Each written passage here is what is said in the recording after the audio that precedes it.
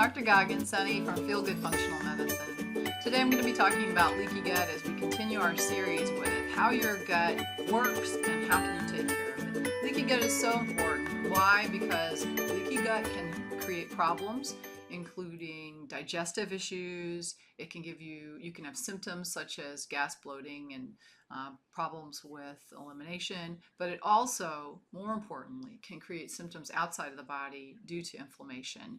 So we can have increased problem with autoimmunity like Hashimoto's thyroiditis. We can have problems such as arthritis or inflammation of the skin when we have leaky gut.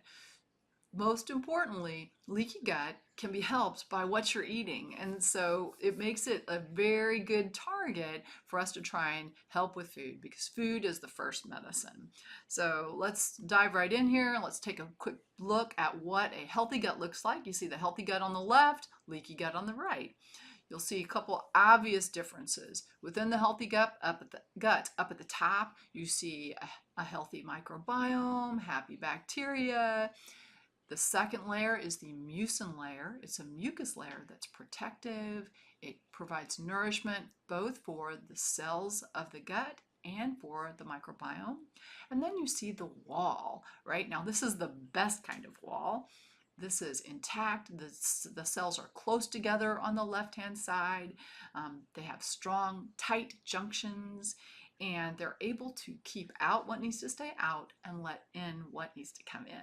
On the right side, on the other hand, you see a less healthy microbiome with a lot of these particles called LPS. LPS stands for lipopolysaccharide, and lipopolysaccharide, when it gets into your bloodstream, it can cause inflammation all over the place, all right? So it's important to keep the lipopolysaccharide within the gut, not within your body. You see here, the difference between the two slides is that beautiful mucin layer, that nice area that's light blue, that's been degraded, and you see inflammation of the wall, where those cells look red and angry, and you see the junctions between them are widened. And when you see that, this is something that's allowing particles to come into your body that are going to make you sick, okay? Why do they make you sick? Well, right on the other side of that gut wall is most of your immune system. We've talked maybe 60 to 80% of your immune system is waiting there to decide friend or foe. And when things come through that wall that are larger than they should be, the immune system will try and decide, well, friend or foe. And if it's a big protein molecule, it'll go, oh, that's a foe. We're going to make an antibody to try and get this back out of the body. Well, what if that protein looks like something somewhere else, like in your joint or in your skin? Then we create an immune reaction to part of us. This is what we call molecular mimicry. And then we are having a degree of autoimmunity. So it can create issues with autoimmunity, increased inflammation in the body, which is associated with a lot of other problems. When we see LPS, lipopolysaccharide, within the body, we can even have changes in things such as our glucose levels, and this can lead to more problems with blood sugar, diabetes, and issues with weight. So what does the healthy gut barrier do to us? To recap, it's a wall. The river of slime helps keep the microbiome happy and our intestinal epithelial cells happy. And it's a sentry. It's keeping out the toxins, the bad bugs, and the things that we don't want to get through, like lipopolysaccharide, okay? Endotoxin, that is this other word for lipopolysaccharide. And so this is the structure of endotoxin that we see here. And if we look here, we see the lipid component, lipid A, which is the bottom part. That is the primary part that causes inflammation in the body. Metabolic endotoxemia is when we have a lot of this LPS circulating in the body, and it leads to a host of issues. There's research showing linkage with lipid problems and cholesterol, blood pressure, diabetes, heart disease, dementia, cancer, a whole lot of issues that we can avoid by healing up the gut. And we can improve these conditions by healing up the gut. That's why in functional medicine we say start with the gut, right? So how do we improve this? Care for your little buddies inside. That's why we eat probiotic foods like fermented foods, kefir, yogurt. I prefer the non-dairy versions of things like yogurt. Like I dream about cocoa yo. I don't. Have you done cocoa yo? Oh, it's so good. You want to give your gut fiber. It feeds the friends in there.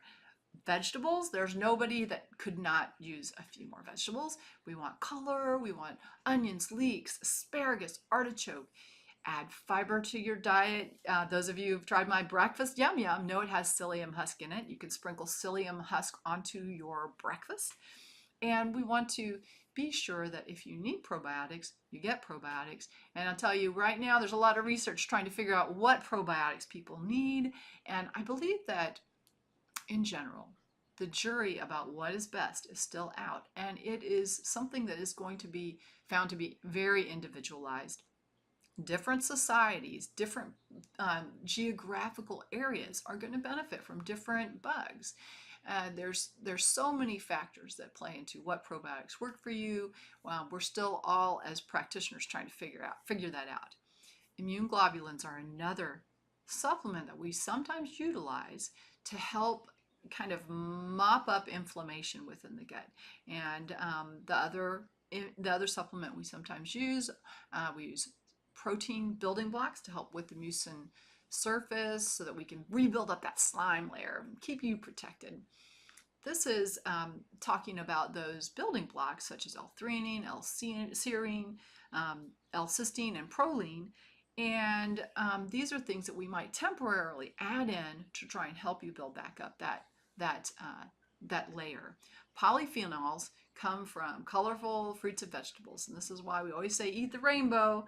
Keep eating the rainbow so that you can feed your intestine, to reduce the inflammatory response within your gut.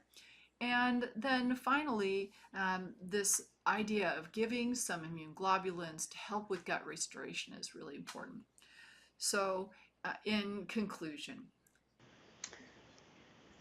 there are a lot of things you can do to take care of your gut, and it's not that hard. It's just a matter of learning to eat a little bit differently and maybe putting a few other ingredients in the mix. But overall, food is medicine, and I hope you have a fabulous day and this information helps you.